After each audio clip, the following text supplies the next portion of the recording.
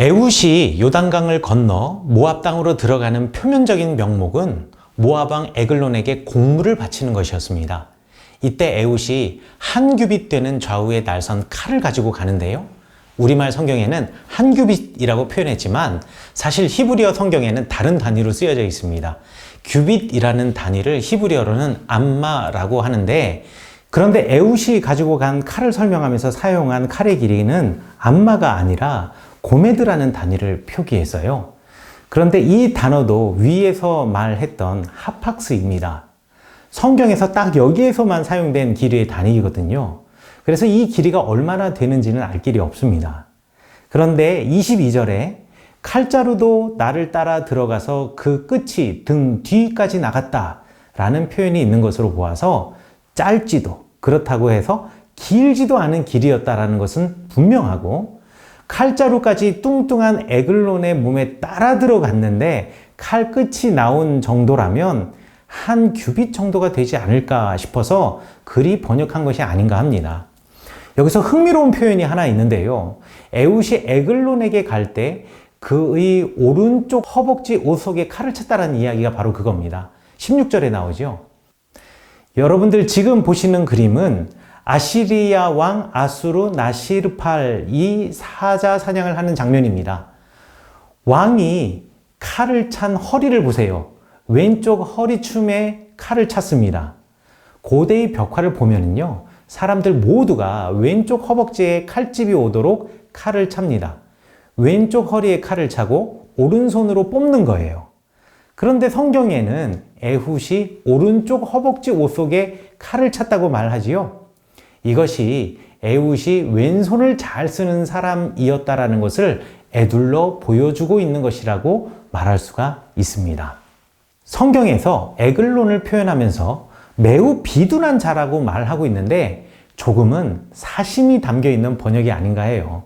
히브리어 원문에는 비둔하다라고 번역된 히브리어가 바리라는 단어인데, 우리말의 어감상 비둔하다라는 말에는 뭔지 좀 미련하고 또 제 한 몸 가누지 못할 것 같은 어조를 담고 있습니다만, 이 말의 뜻은 원래 살지고 튼실하다라는 뜻입니다.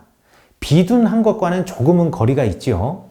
놀라운 것은요, 이 형용사 발이라는 단어는 사람의 상태를 표현할 때 사용하던 단어가 아니라는 거예요. 성경에서 여러 번 발이라는 단어가 사용되지만 사람의 상태를 표현할 때 사용된 예는 에글론이 처음이자 마지막입니다. 대부분 곡물이나 동물을 표현할 때 이 형용사를 사용합니다. 바로가 7년간 풍년을 예고하는 꿈에서 나일 강가에서 아름답고 살진 7 암소가 올라오는 꿈을 꾸잖아요. 이때 살지고 누가 봐도 튼실한 소를 표현할 때 히브리어 성경에서는 발이라는 말을 썼습니다. 바로가 7년간의 풍년을 예고하는 꿈에서 한 줄기에서 무성하고 충실한 7 이삭이 나오잖아요. 그 무성하고 충실한이라는 말이 바로 발이입니다. 이것이 사사기를 기록한 역사가의 의도입니다. 에글론이라는 사람의 이름에는 히브리어 에겔이라는 말이 숨어 있거든요. 이 뜻은 송아지인데요. 사사기를 연구하는 학자들은 에글론 왕의 이름이 가진 의미를 소라고 그래서 이야기합니다. 또 다른 한 가지, 에훗이 에글론에게 곡물을 가지고 오는 장면에서 우리말 성경에서는 곡물을 바칠 때라고 건조하게 표현을 해놓았지만 히브리어로는 바 야크레프 엣 하민하라고 읽습니다. 이 표현은요, 매우 아주 상투적인 히브리어 표현으로서 하나님의 성막과 성전의 제의를 드리기 위해서 제물을 가져갈 때 쓰는 표현입니다. 그래서 성경 해석자들은요, 에글론에게로 곡물을 바치러 갔다라는 말을 두 가지로 해석합니다. 첫 번째는 당시 이스라엘 사람들이 모압의 왕을 마치 신을 떠받들듯 섬겼다라는 거예요. 아마 이 곡물은 모압 왕이 아니라 모압의 신 그모스에게 주는 선물일 수도 있고요. 또 당시 고대 서아시아 지방에는요, 그 신과 그 신이 다스리는 나라, 그리고 그 나라의 왕이 그리 다르지 않았기 때문에 이런 표현을 사용한 것이 아닌가 하는 해석이 있던 거죠. 그렇다면 에글론 왕을 또는 그모스를 이스라엘의 신인 양 섬기던 타락한 이스라엘의 모습을 보여주기 위해서 사사기를 기록한 역사가가 일부러 곡물을 바치러 갔다라는 말을 제2에 사용하는 어투를 차용해서 사용하였다라고도 말할 수 있겠네요. 그런데 또 다른 하나의 설명이 있습니다. 사실 이것이 제가 선호하는 설명인데요. 에훗이 마치 살지고 튼실한 송아지를 잡아 하나님께 제사를 드리듯 에글론을 죽일 것이라는 숨은 뜻을 바야크레프 엣 하민하라는 히브리어 말 속에 숨겨 놓았다라는 것입니다.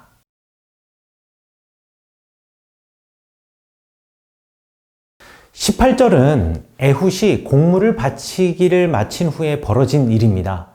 곡물을 바치고 나서는 에글론이 있었던 왕궁을 떠나 가나안 땅으로 돌아오던 중에 요단강을 건너 길갈로 가려던 참이었어요. 에글론을 죽이겠노라고 호기 있게 요단강을 건널 때와는 전혀 다른 모습이죠. 오른쪽 허벅지 옷 속에 칼을 차고 모압을 갔다 왔지만 아무것도 바뀌어진 것이 없었던 거예요. 성경에는 이런 에훗의 마음을 녹여놓은 어떤 표현도 사실 없지만 호기롭게 요단강을 건넌 그 에훗의 처진 어깨가 사실 여러분 머릿속에 그려지셔야 됩니다. 요단강을 건너 다시 돌아올 무렵 길갈 근처 돌 뜨는 곳에서 에훗의 마음이 바뀌었습니다. 왜 바뀌었는지 또 왜 그곳에서 다시 에글론에게 돌아가게 되었는지는 성경에 명시적으로 나와 있지 않지만 대략 추측해 볼 만한 여지는 있습니다. 우리말 성경에서 돌 뜨는 곳에서 에훗이 다시 에글론으로 돌아가는데 이 돌 뜨는 곳이라는 말이 히브리어로 프실림입니다. 사사기를 연구하는 성서 해석자들 중에는 이 지역에 돌 뜨는 채석장이 있었을 것이라고 설명하기도 하고요. 그런데 이 단어가 가지는 원래의 의미는 하나님의 임재를 상징하는 돌들이라는 뜻입니다. 혹시 요단강의 길갈 주변에 있는 하나님의 임재를 상징하는 돌들 하면 뭐 떠오르는 이미지가 있나요? 그렇죠. 여호수아가 요단강을 건널 때 하나님께서 요단강 물을 탁 쌓이게 하시고 멈추게 하셨고 그 마른 땅을 백성들이 건너가면서 법궤를 메고 있던 제사장들이 서 있던 곳에 12개의 돌들을 가져와서 길갈에 세웠던 이야기를 여러분들 기억하실 겁니다. 여호수아 4장 20절에 나와 있거든요. 아마 에훗은 그 돌들을 보았을 겁니다. 그리고 이렇게 생각했을지 몰라요. 애굽 땅에서 강제 노역을 하고 광야를 떠돌던 우리 조상들은 군사적인 힘과 능력이 없었음에도 불구하고 하나님 때문에 이 요단강을 건넜고 여리고와 이 땅을 차지했는데 우리는 지금 그 하나님을 버리고 오히려 모압 왕 모압의 신을 섬기고 있구나. 그리고 하나님께서 우리를 위해서 싸우신다는 그 상징과 같은 여리고마저도 빼앗겼구나. 하나님의 눈, 하나님의 기준이 아니라 우리의 눈과 기준이 만들어낸 결과라는 것이 이렇게 비참하구나. 게다가 호기롭게 몰래 칼을 숨겨차고 에글론 앞까지 갔지만 결국 곡물만 바치고 그냥 돌아오는 이 나는 여호와의 손이 강하신 것을 아직도 의심하는 이들 중에 하나구나. 아마 그 돌들 앞에서 이렇게 자기의 모습을 똑바로 쳐다보게 되지는 않았을까요? 그래서 다시 에글론을 찾아갑니다. 또 다르게 이 부분을 설명하는 해석들도 있습니다. 모압 왕을 죽여야 하는데 뭔가 빌미가 있어야 되잖아요. 그런데 이곳은 예로부터 이스라엘 사람들에게는 성소와 같이 중요한 상징적인 역할을 했던 장소라는 거예요. 그 주변 사회에서 출애굽한 이스라엘 사람들이 이 강을 건넌 믿지 못할 이야기를 모르는 사람은 아무도 없었습니다. 그리고 그 막강했던 여리고 성의 함락을 모르는 사람들도 없었습니다. 기적같이 요단강을 건넌 이야기와 그 막강한 성이 하나님의 나팔 소리에 모래성처럼 무너지는 이 이야기의 증인처럼 서 있는 그 12개의 돌들, 푸실림은 역사적으로나 신앙적으로나 이스라엘의 상징이었고 그 돌들이 있는 곳은 당연히 거룩한 장소였을 거예요.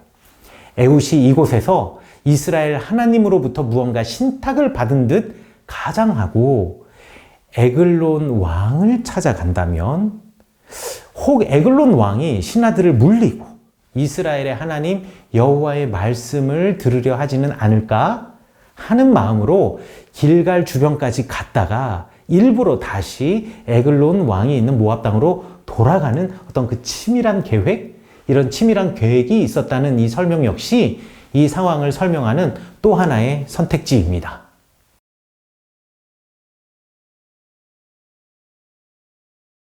길갈에서 돌아온 에훗이 에글론에게 하나님의 은밀한 일, 히브리어로는 드발 세테르라고 하는데요. 이 하나님의 은밀한 일을 전해주겠노라고 말합니다. 히브리어 다바르라는 말은 일이라고도 번역할 수 있고 말이라고도 번역할 수가 있습니다. 우리가 하는 말이요. 우리말 성경에는 하나님의 은밀한 일이라고 번역을 했지만 사실 하나님의 은밀한 말, 그러니까 신탁이라고 번역하는 것이 더 원래 의미에 충실한 번역인 듯 싶어요. 왜냐하면 20절에서 에훗이 서늘한 다락방에서 홀로 앉아있는 에글론을 독대할 때 에글론에게 뭐라고 말했냐면 내가 하나님의 명령을 받들어 왕에게 아랠 일이 있나이다 라고 했는데 여기에서 하나님의 명령, 히브리어로 드바르 엘로힘이라고 번역한 말의 명령이라는 단어가 앞에서 나오는 하나님의 은밀한 일의 바로 일에 해당하는 단어 다바르이거든요. 그러니 20절도 이렇게 해석할 수 있겠네요. 내가 하나님의 말을 받들어 왕에게 아랠 일이 있나이다 라고 번역하는 것, 이게 훨씬 더 자연스럽지 않을까요? 이 말을 들으러 에훗 가까이로 오던 에글론을 에훗이 왼손을 뻗어 오른손 허벅지에 차고 있던 칼을 뽑아서 찌릅니다. 에훗의 왼손이 움직였을 때에도 에글론은 아무런 의심이 없었을 거예요. 오른손이 무기를 잡는 손이지 왼손은 그런 손이 아니었으니까 말이죠.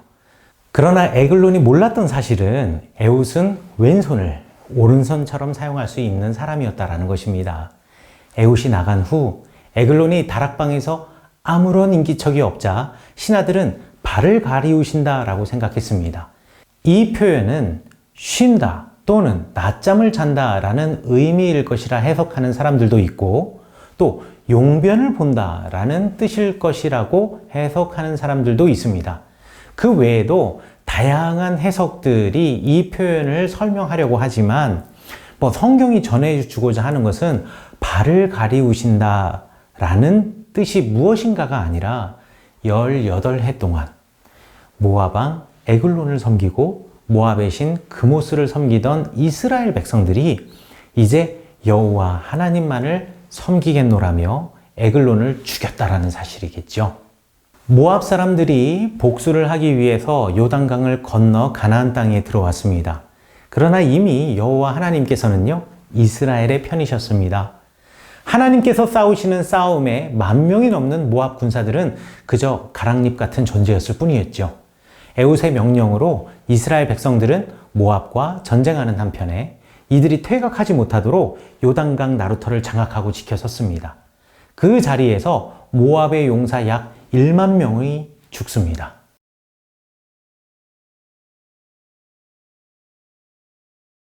이 짧은 에훗의 이야기에는 손이라고 하는 히브리어 야드가 아주 자주 사용됩니다.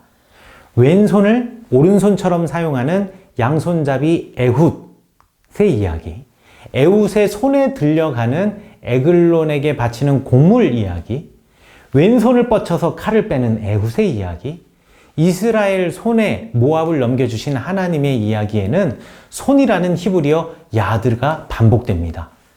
사사기를 기록한 역사가가 이렇게 에훗의 이야기에서 손이라는 히브리어 야드를 반복하는 의도를 직접 성경 속에서 밝히지는 않았습니다. 그러나 이렇게 미루어 짐작해 볼 수 있지 않을까요? 성경에서는 하나님의 손이 하나님의 도우심과 보호하심 그리고 인도하심을 상징합니다. 손에는 힘이 있습니다. 그러나 누구의 손에 의지하는가, 그리고 내가 가진 손으로 무엇을 하는가에 따라서 한 사람과 민족의 운명이 뒤바뀌어집니다. 하나님의 눈에 보시기에 가장 좋은 하나님을 위한 손을 가진 에훗, 이 에훗이 이스라엘의 구원자로 부름을 받기에 합당한 이유가 있었다면 하나님이 그 사람 에훗을 선택할 만한 이유를 찾는다면 이 사람은 오직 하나님께만 영광을 돌리고자 하는 신앙을 갖고 있으면서 그의 이름 에훗처럼 말이죠. 언제라도 하나님을 위해 싸울 준비가 되어 있는 손, 양손을 가지고 있었던 사람이었기 때문일 것입니다. 선생님 되고 싶어요. 야구선수가 되는 게 꿈입니다. 변호사가 되고 싶어요. 무용사 선생님이요.